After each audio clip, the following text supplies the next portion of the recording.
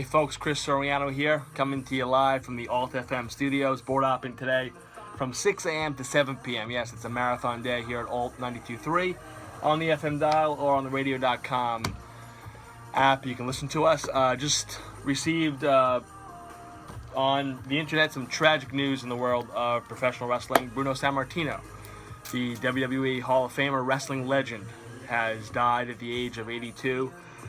When you think of guys, we always have this discussion when we bring up greatest of all time and Mount Rushmores of pro wrestling.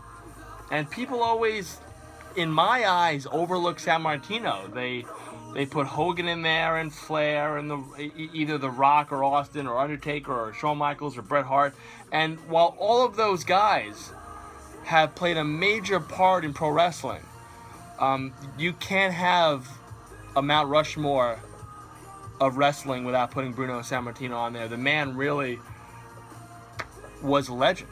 He just was a guy. When you think about this, folks, and I saw this, and I had to do a double take, and every time that I see this stat, I've been a wrestling fan for my whole life, and whenever you see this stat, you're amazed. He held the title for a little over 11 years, 2,803 days. Bruno Sammartino was the world heavyweight champion in his second reign as the world champion. 2,803 days. That is insane. That is legendary. That is god-like status.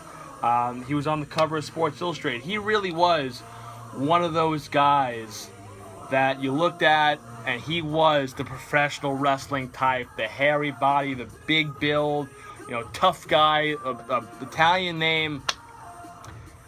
He really was one of the first guys that really, I thought, became a star in pro wrestling. I think Bruno Sammartino was one of the first stars in pro wrestling. Obviously, there have been a lot more over the years before him that were household names and stars, but Bruno Sammartino really, in terms of the WWF, was one of the first. And he will be missed, and it is very heartwarming to know that they came to terms, Sammartino and the WWE, and Triple H was able to bring him back into the fold in 2013, and they inducted him and everything. It was really, really good that they got him back in.